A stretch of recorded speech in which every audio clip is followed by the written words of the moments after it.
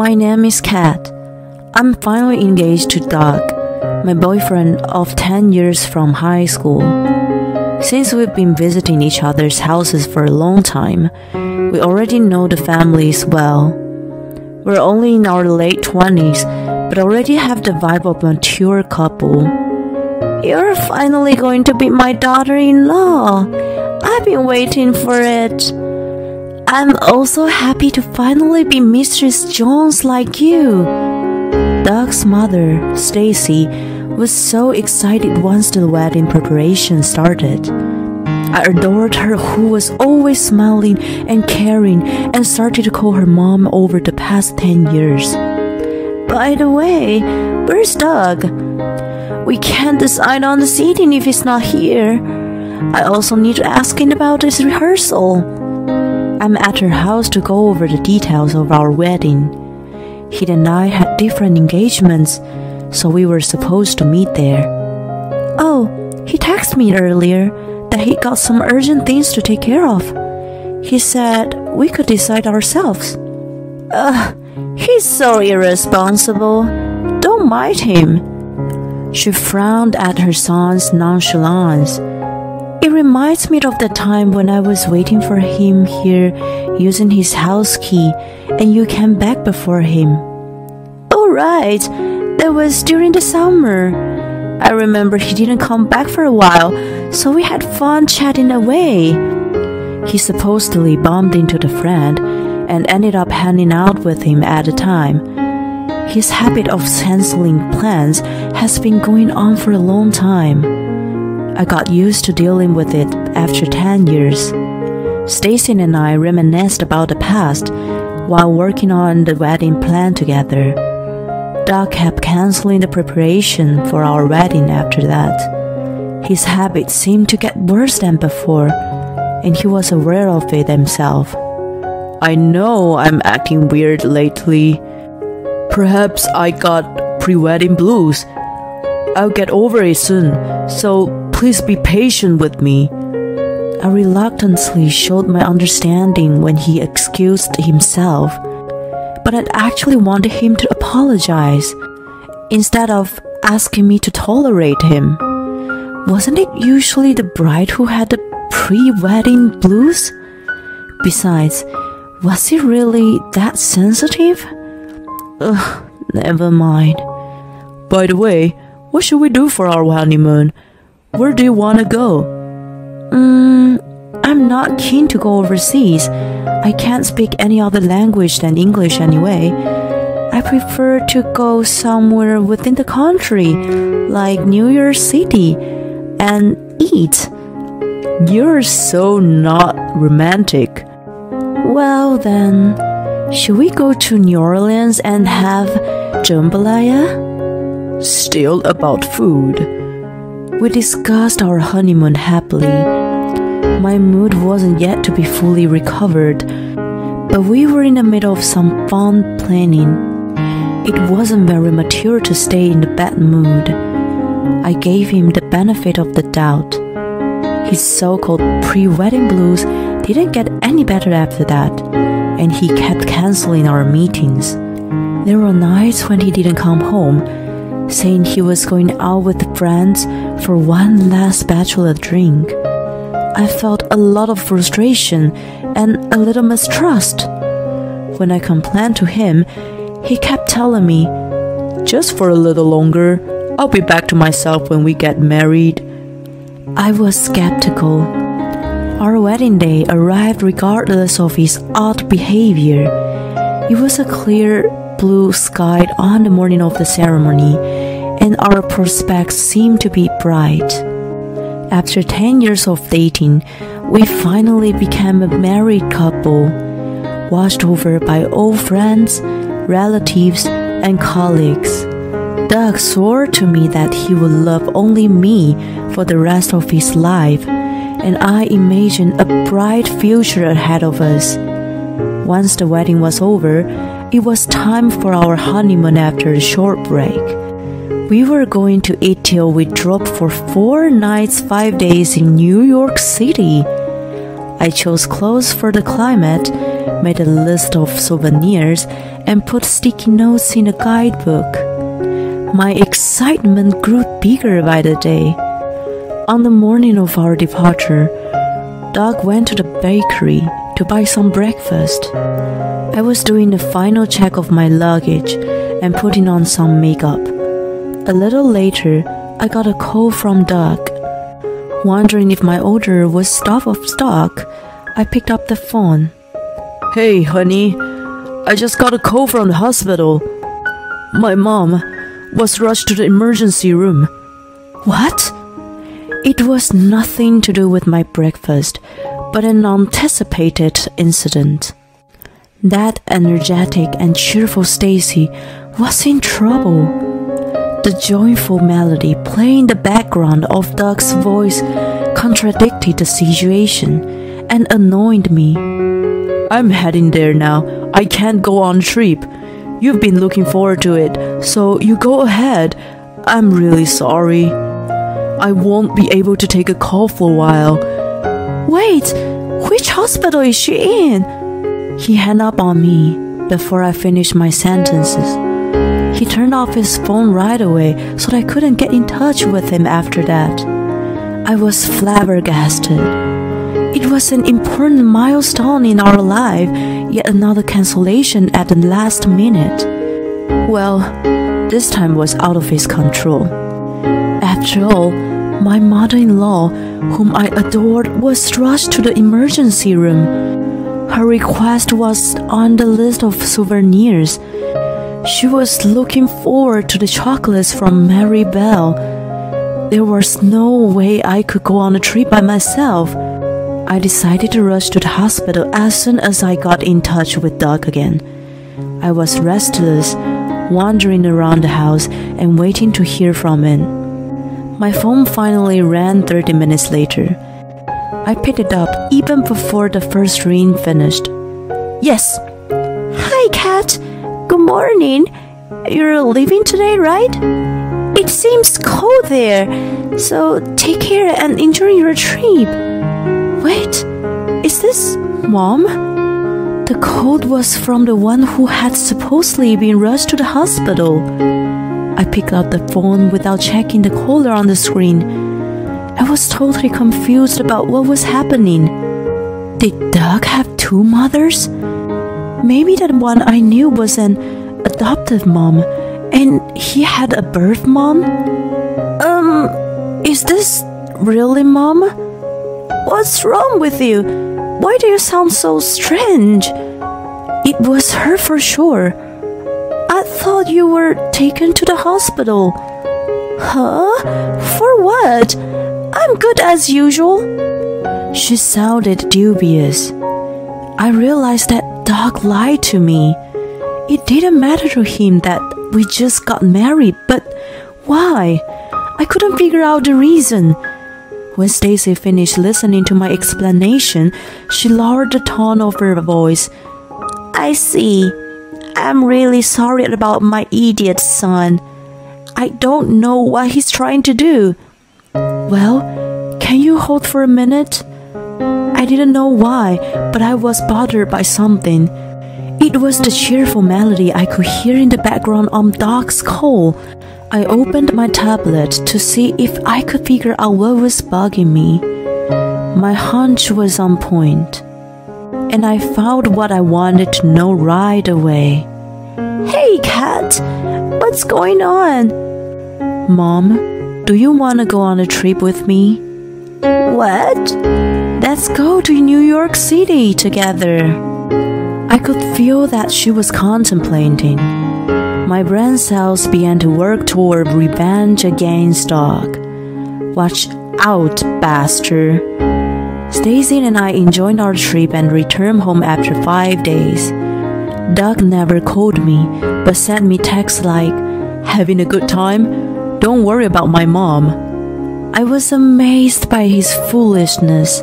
His mom was with me, yet he thought his life was still intact. My feelings for him quickly evaporated. He was not only dishonest, but was a total moron. Stacy agreed with my plan to punish him severely. She and I took an earlier flight back home and waited for Doug's return. He came back a little before I was originally scheduled to be back. He was taken aback by the sight of me. Oh my God, you're already back! Yes. He brought in a sweet scent of perfume with him. He must have planned to shower before I came back. I pretended not to notice and asked him nonchalantly, "I'm sorry for leaving you behind. How did it go with you?" Oh no worries. I told you to go. Did you enjoy it? Yes, very much. I got you a souvenir. And your mom? She's out of critical condition, thankfully. That's great. I would like to visit her. It's all good. Don't make a big deal for her. It was impossible not to make a big deal out of a family member being rushed to the emergency room. I thought he was crazy. Listen, Doug, what you're saying is weird. Why? Because Stacy was very ill, wasn't she? Why can't I go and visit her then? Ugh, you're overreacting. I'm telling you to drop it. Drop it? How? You're nuts. You went on the trip regardless. That doesn't sound considerate, does it? End of the story. Then I coyly gave him the multiple choice question. Here's a quiz for you. I did go on the trip, but who on earth did I go with? 1. A friend. 2. My husband. 3. Your mom. Which is your answer? What the hell? He backed away so far that he was against the wall. As he was cornered, I showed him pictures from the trip. A picture of Stacy and I in the same pose as the Statue of Liberty. Stacy biting into a big slice of New York-style pizza, and me eating Mr. Sophie soft ice cream cone in Central Park. There were dozens of other photos. You are kidding? Of course not. She was with me. Now, here's another quiz. It wasn't your mom you've been with. So, who was it? It wasn't my mom, but my aunt. You are a freaking moron, aren't you? If you're going to lie, come up with something better. It was astounded when the bedroom door opened.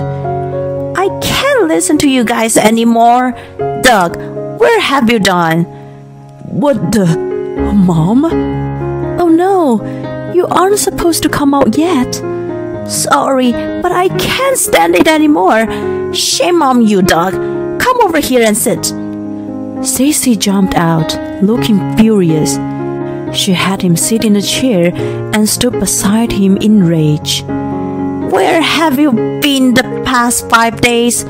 Where's your motive to making your aunt and me sick? He flustered, looking pale as a ghost. Explain, and don't you dare lie to me. He was like a lobster on the kitchen counter. His fate was to be cooked by his mom and me, although he didn't look so tasty. To sum up his story, which he explained in agitation, he was indeed cheating on me. It was a fling in the beginning. He and I had been dating since high school, so he didn't know any other women. He thought it was a shame, so he came up with the idea of playing the field in his remaining days of bachelorhood. His motive for cheating was too ridiculous that it infuriated me more. If he had just gone to a strip club, I could have turned a blind eye, but he chose adultery. And the adulteress was his co-worker, whom we had invited to our wedding. They both had such thick skin. The reason he kept canceling our pre-wedding meetings was to hang out with her. When the ceremony was done, so was the fling, he thought. He made a chance to be alone with her during the reception and told her it was over for them. However, She had fallen for me and resisted breaking up. She used threats like, "I would tell everyone at work about us when you're away on a honeymoon trip. Don't go if you don't want me to do that. I'm not going to break up with you." Their discussion was tangled up until the day of our honeymoon. The reason he suddenly canceled the trip was to calm his adulteress from going out of control.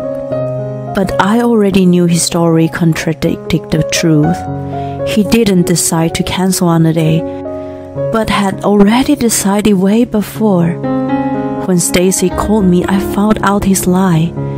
When I had checked on my tablet that day was his credit card statement, which showed a record of Amtrak and hotel name. The destination was New Orleans. It was one of the potential honeymoon spots for us. The payment was made 2 weeks ago, and there was no sign of cancellation. Taking all that into that account, it meant that he originally planned to cancel his honeymoon and go to New Orleans with his adulteress. I also checked the cheerful music playing behind his rubbish call on social media. The familiar music was coming from the fountain in the Amtrak station. When he made that call to me, his trip with his adulteress had already started. How ludicrous of him. If he had planned it for so long, he should have been more methodical with his deceit. It was really pathetic. When I exposed his lie, to my surprise, he started crying. I was the one who should have been crying, and not him who created the fiasco. He had already lied when he swore at the wedding that he would only love me for the rest of his life.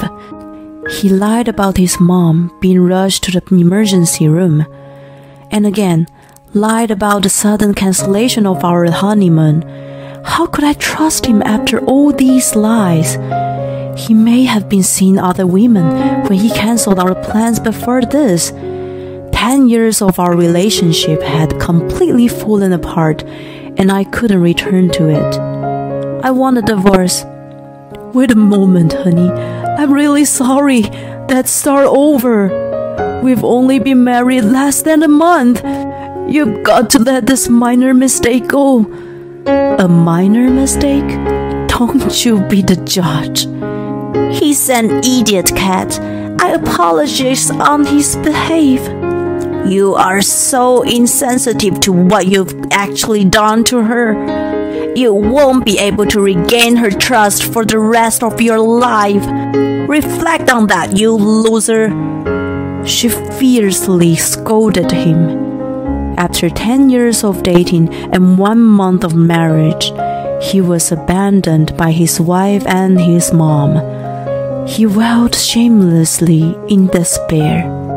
Doug and I divorced in the end. There was not a shred of affection or love left in me after 10 years together. All I had was dismay and coldness. He resisted the divorce for a long time, but he eventually gave up and signed the papers in tears. People around me were stunned to hear about the quick end of my marriage, but when I explained the audio, they sympathized with me. I returned the gifts and money I received from them. It was easy for me to do because of the alimony from Doug. My coworker says she will set up blind dates for me soon. She tells me to forget about marriage for a while and play the field. I agree with her, and I'm looking forward to fun encounters. Doug, too, announced his divorce and was surprised, but he couldn't get into the detail. In his case, how could he declare that it was due to his adultery? And the adulteress was in the same office. Anyway, it spread from my side, and almost everyone in his office knew about it. He's frowned upon by colleagues as a guy who canceled his honeymoon for a trip with his adulteress. I would think no company can entrust an important job to such an idiot in the future. He made his bed. Now he has to sleep in it. As for the adulteress, she broke up with him. Apparently, she was a maid poacher. She lost interest in Doug after we separated. She's a villain of all women. I've been scheming to get back at her with the evidence I have. Stacy has been source of all that information. Since I no longer have any relationship with Doug, it's weird to keep calling her mom, but it's also weird for me to call her by her name all of the sudden. I contemplate how to address her in meanwhile. I still call her mom. She couldn't believe Doug's adultery at first and was greatly shocked when she found out. She was consistently on my side after that. When I demanded alimony from him, she even pressured him for me. I wondered why she was so cooperative regardless of our 10-year relationship. I would think that she would try to protect her own son. So I asked her one day. Her eyes stare into the distance while she explains to me. To be honest, I've been cheating before. Oh no, by your husband? Yes, I found out half a year after we got married. Seeing her always cheerful, I never imagined she went through such a terrible thing. But when I was a newlywed, the position of women was still weak in society. When I cried to my mother-in-law, she snapped at me, saying it was a wife's duty to turn a blind eye. My husband also said that it was a man's way of stress relief. I just couldn't conceive myself. The mistrust I developed then has never left me. I'm sorry. So, I had to try a little harder as a consolation to the old me. She looks at me and smiles mischievously. Never mind me, but your life is just beginning. I'm glad that you become my daughter-in-law, even if it was only for a short time. Thank you for inviting me on the trip too. I was so happy that I could choose my own chocolates. I templated for a bit and then asked her, well, if you don't mind, can we continue to be good friends? Not as my mother-in-law, but as a real friend. I would love to, but won't it be too painful for you? You would be reminded of Doc, wouldn't you? Not at all. You've been so kind to me, so I'm much better now. Are you sure? Sure. I'm really over him and the whole ordeal now. She contemplates a bit and then says, well, I'm happy to be your friend. Will you take a trip with me again? Of course. She gives me a giddy smile. Doc and I parted in a messy way, but I still adore her. We get along so well. I'm going to secretly practice calling her by name by the next time I see her.